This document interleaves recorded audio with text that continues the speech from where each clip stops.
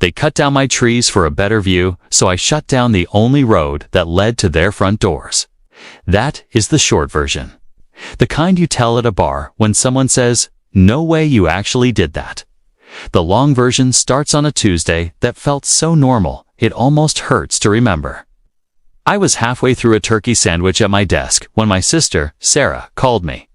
Sarah does not call during work hours unless something is bleeding, on fire, or legally complicated. I answered with my mouth still full and said, "Hey, what's up?" And all I heard was wind and her breathing, like she had been running. "You need to come home. Right now." There is a tone people use when they are trying not to panic. That was her voice. Tight, controlled, failing. What happened? "Just come home, Thomas." I did not even shut my computer down properly. I grabbed my keys, mumbled something to my manager about a family emergency, and drove faster than I should have on a 2-lane county road that already makes me nervous in the rain. It was clear that day. Blue sky, bright. Birds probably chirping somewhere. Meanwhile, my stomach was folding in on itself like bad origami. When I turned on a Pine Hollow road, I knew before I saw it. There is a way a landscape feels wrong when something old has been removed. Like when someone takes a picture off the wall and you can still see the cleaner paint underneath.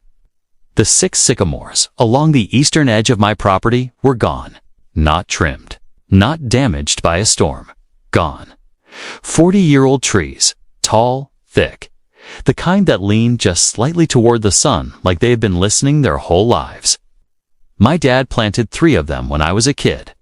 The other 3 came later, but they grew into a single wall of green that framed my house and blocked the ridge above me from staring straight down into my backyard. Now there were 6 clean stumps in a row. Flat cuts. Professional, efficient. The branches had already been hauled off. Even the sawdust had been mostly cleared, like someone wanted to erase the evidence but ran out of time. Sarah was standing near the fence line with her arms crossed, jaw tight. She did not say, "I'm sorry," or "This is awful." She just shook her head and said, "I tried to stop them." "What do you mean you tried to stop them?" She told me 2 trucks pulled up late. Morning company logo on the side. Guys in hard hats and orange shirts. She walked over and asked what they were doing. One of them said, "Just following the work order, ma'am." She said, "Whose work order?" They said, "Oakwood Heights, HOA." I blinked at her. That is the gated community up on the ridge, 5 years old, stone entrance sign. Little fountain that runs even during drought restrictions. Big houses, bigger opinions. "We are not in Oakwood Heights," I said. "Exactly," she said. There was a business card tucked under my windshield wiper. Summit Tree and Land Management. I called the number with hands that were steadier than I felt. A guy answered on the second ring, voice cheerful, like he was booking a haircut. Summit Tree. "This is David. David, why did your crew cut down 6 sycamores on my property this morning?" There was a pause, paper shuffling. "We had a work order from Oakwood Heights HOA for lot boundary clearing along the south overlook. That is not their land. That is mine." Another pause. "Longer this time, sir. The HOA president signed off on it." They indicated the trees were encroaching on common property and obstructing the community. View corridor. View corridor. I almost laughed. Like my trees were a bureaucratic inconvenience. "Well, David, I am not part of Oakwood Heights, and those trees were planted decades before that community even existed." Silence. "Then, you're not part of Oakwood Heights?" "No." "Okay. Let me make some calls, and I will get back to you." I hung up and stood there staring at the ridge. You could see the rooftops from my yard if you craned your neck. Big windows facing west. I had always figured the folks up there liked their sunsets uninterrupted. Apparently, they liked them a little too much. About 2 hours later, my phone rang again. Different number. "This is Arthur Brooks, president of Oakwood Heights HOA." Of course it is, I thought. "Mr. Brooks, I said. He sounded smooth, confident. The kind of guy who wears loafers without socks and thinks it is a personality trait. It has come to my attention there was some confusion regarding the tree removal this morning, he said. We believe those trees were situated on community land. They were not. Yes. Well, we are reviewing the survey now. If a mistake was made, the association is prepared to reimburse you for the removal. Costs? I'll let that sit there for a second. You mean the cost of cutting down 40-year-old trees? He cleared his throat. We can discuss reasonable compensation. Reasonable. I looked at the stumps again, my dad's hands covered in dirt, telling me to hold the sapling straight. My mom bringing lemonade out to the yard. Summer evenings when the leaves would rattle like soft applause. Reasonable, Mr. Brooks, I said slowly. There is something else you should know, but I think I need to confirm a few details first. Of course, I did not tell him that the only road leading into Oakwood Heights cuts across the southern corner of my property. I did not tell him that when the developer built that road 20 years ago. He shook hands with the previous owner, a retired mechanic named William Harris, and agreed on a verbal easement that was never recorded. William passed away 3 years before I bought the land from his estate. And verbal agreements, as it turns out, do not survive probate unless someone puts them in writing. Instead, I just said, "Thank you for your time, Mr. Brooks," and hung up.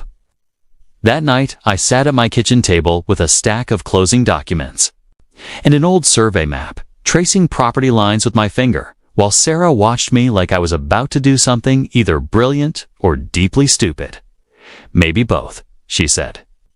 I smiled a little. By morning, I had a surveyor scheduled, and by Tuesday afternoon, I knew exactly where my land ended and where their convenience began. The surveyor showed up Thursday morning in a dusty white truck with a tripod, a GPS unit, and the quiet energy of a man who has seen neighbors turn into enemies over 3 inches of dirt. His name was Michael. Late 50s, sunburned neck, permanent. Squint. He walked the property with me in slow, deliberate steps, checking old markers, tapping metal stakes into the ground, spray painting bright orange lines that felt strangely satisfying to watch. "You thinking about building something?" he asked. "Something like that," I said. By noon, there it was in fluorescent certainty. The southern corner of my property extended 15 feet past the edge of the asphalt road that led up to Oakwood Heights. Not just a sliver either. A real, measurable chunk. Enough to matter. Michael pulled off his gloves and looked at me. "You know, they've been using this for a while, right? 5 years? You planning on changing that?" I stared up at the ridge again, sunlight glinting off oversized windows. A landscaper trimming hedges with military precision. "Yeah," I said. "I think I am." He shrugged like a man who bills by the hour and does not judge.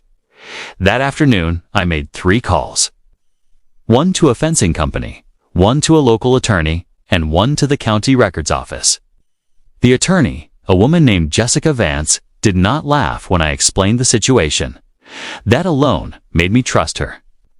"So let me get this straight," she said. "They removed mature trees from your property without verified boundary confirmation, based on an unrecorded assumption, and now they want to reimburse you for the cutting fee.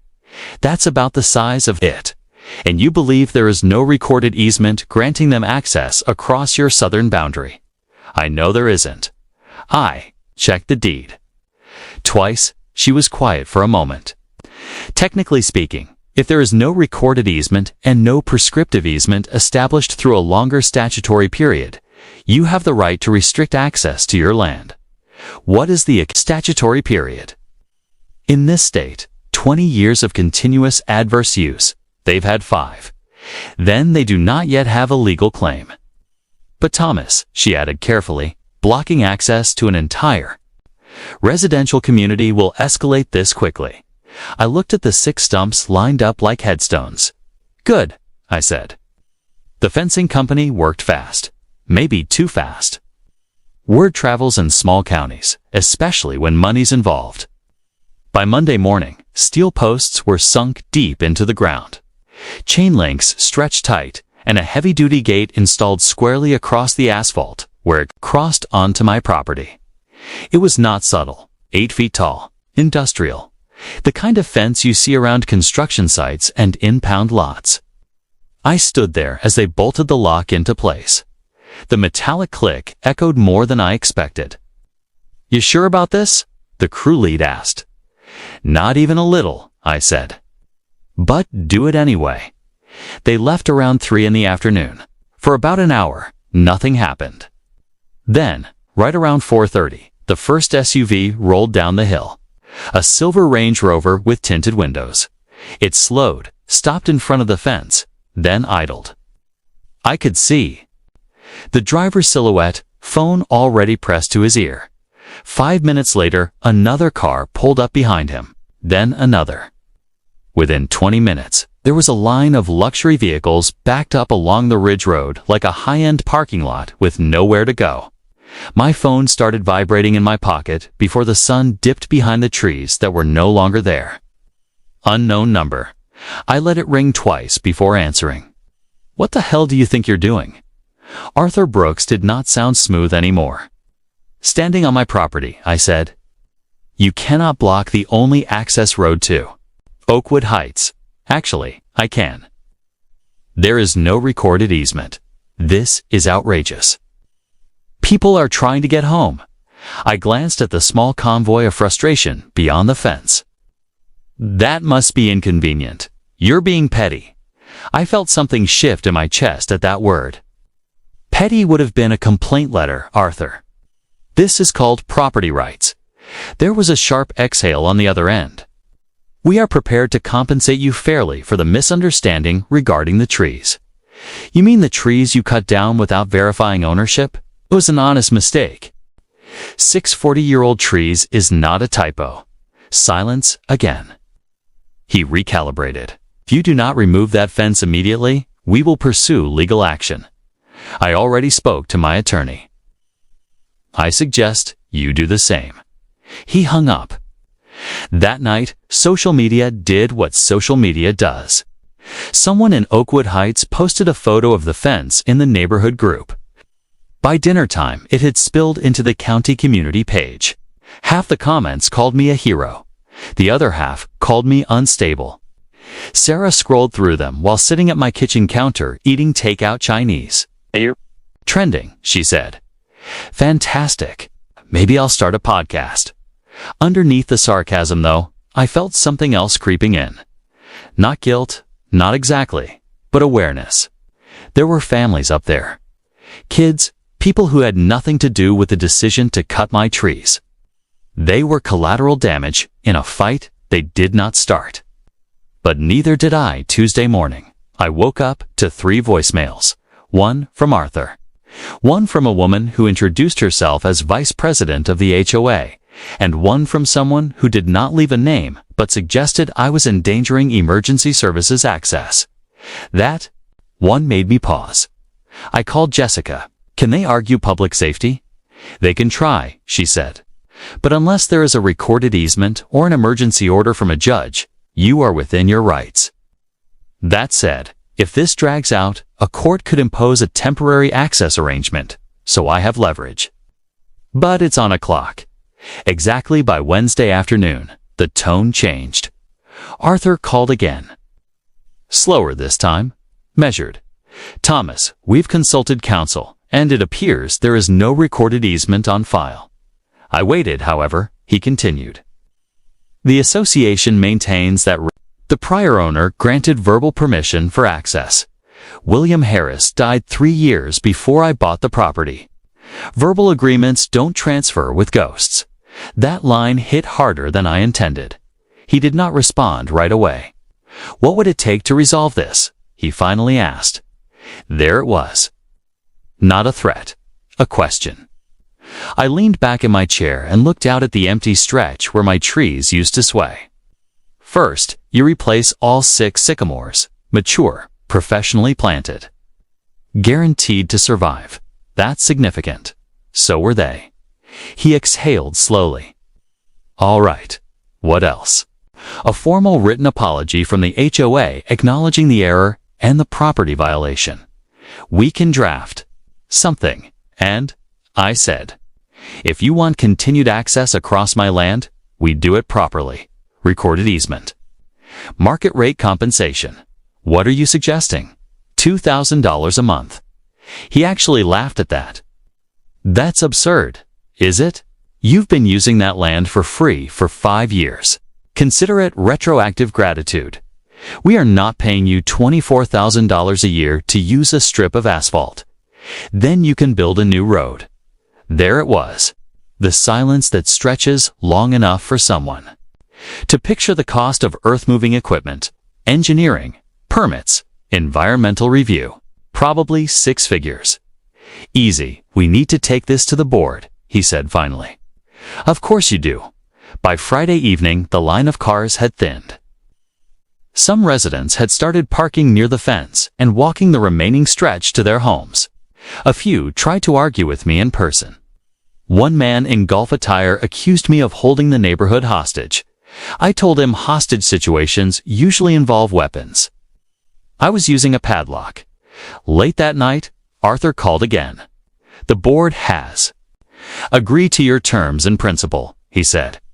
Tree replacement, written apology, and a recorded easement with a monthly access fee. In principle, we would like to negotiate the amount. I smiled, even though he could not see it. Then we are making progress. And that is where things got complicated in a way I did not expect. When Arthur said complicated, I figured he meant numbers. I was wrong. The following Monday, I got a knock on my door around 7 in the evening. Right when the sky turns that deep orange that makes you forget you're mad at the world for a minute. I opened it, expecting another angry homeowner. Instead, it was a woman in her early 40s, hair pulled back, eyes tired in a way that had nothing to do with traffic. Hi, she said softly. My name's Emily Carter. I live in Oakwood Heights, on Aldercrest Lane. I nodded, but didn't invite her in. Not yet. I'm not here to yell at you, she added quickly. I wanted to talk. We stood on my porch with the sound of crickets filling the space where my trees used to rustle. She glanced at the stumps, then back at me. My son has asthma, she said. Last week, an ambulance had trouble getting through because of the traffic backup. He's okay. But it scared me. There it was. The human cost I had tried not to stare at too long. I didn't cut those trees, she continued. Most of us didn't even know it was happening. The board makes decisions and sends emails after the fact. They've been obsessed with preserving the valley view since the first house sold. It's like the view is part of their identity. I let out a breath I didn't know I was holding. I'm not trying to hurt your kid, I said. I'm trying to make sure people don't treat my land like it's community property. I know, and honestly, what they did was wrong. But this whole thing is turning neighbors into enemies. People are fighting in the streets over something they didn't vote on. She looked up toward the ridge, where porch lights were flickering on one by one. Maybe there's a way to fix it without burning everything down. After she left, I sat on the porch a long time, watching headlights approach the fence, pause, reverse, listening to the quiet where leaves used to whisper. I had leverage, yes. I had legal ground. But what did I actually want? Justice? Money? Respect? Probably. All three. The next morning, Arthur called again. His voice had lost its edge. It sounded tired. The board met last night. He said, there's division. Some residents are furious with us. Others are threatening to sue the HOA for mismanagement. That's not my problem, I said, but without heat. No, it isn't. But it could become yours if this spirals. I thought about Emily, about the ambulance. Here's what I want, I said slowly. Full replacement of the 6 sycamores, not saplings. Mature trees at least 15 feet tall, professionally planted with a 3-year survival guarantee. Agreed. A recorded easement drafted by my attorney, not yours. Access limited strictly to the existing roadway footprint. No expansion without my written consent. He hesitated, then said, "All right, $2,000 a month in access fees, adjusted for inflation every 5 years." There was a long pause. The board countered with $1,200. I shook my head, even though he couldn't see it. "Arthur, building a new road would cost you at least $200,000, probably more once environmental impact studies kick in. I'm asking $24,000 a year. That's not greed. That's math. You're enjoying this, aren't you?" "No," I said honestly. "I'm not. I'm just done being overlooked." Silence again. Then a quiet exhale. $1,800 a month. Final offer. I let the quiet stretch. I could hear papers shifting on his end, someone whispering in the background. $1,800. Trees replaced. Written apology delivered to every homeowner.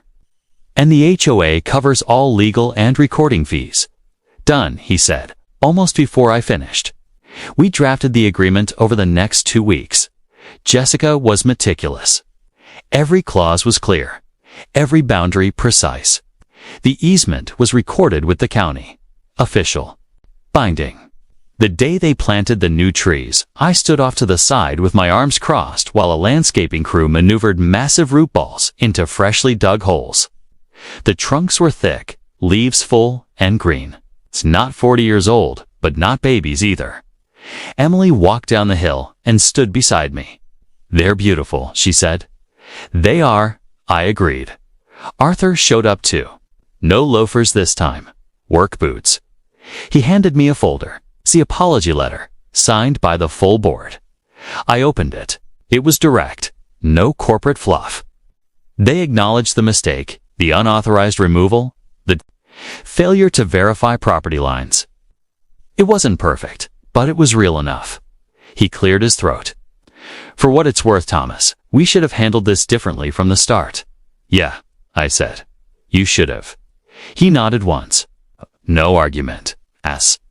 When they finally cut the lock off the temporary gate and removed the fence panel blocking the road, cars rolled through slowly, almost cautiously, like they were passing through a checkpoint between two countries that had just signed a treaty. That first month, a check for $1,800 arrived right on time.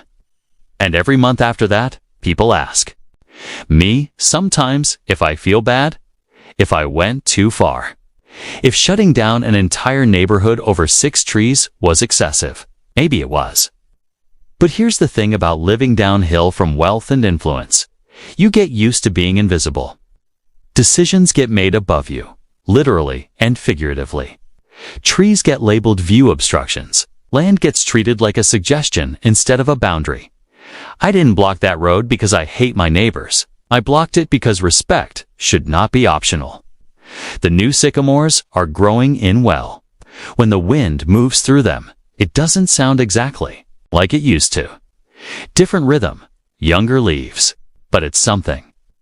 Sometimes I catch myself looking up at the ridge, wondering if they resent me every time they write that monthly check. Or if, maybe, they learn something too. Emily and I talk now and then. Her son is doing fine. She told me the HOA elections are coming up and a few board members might not survive the vote. As for Arthur, he waves when he drives by. It's a small thing, but it's something. So here's my question for you. If someone cut down something that mattered to you, not just financially, but personally, how far would you go to make it right? Would you settle quietly? Or would you lock the gate and make them notice? I'm curious where you land on this. Was I protecting my property or just feeding my pride? Drop your thoughts in the comments. I read more of them than I probably should. And if you like stories about boundaries, power, and the messy line between justice and revenge, hit subscribe and stick around, because sometimes the view from the bottom of the hill is clearer than the one at the top. Subscribe to HOA Conflicts for more.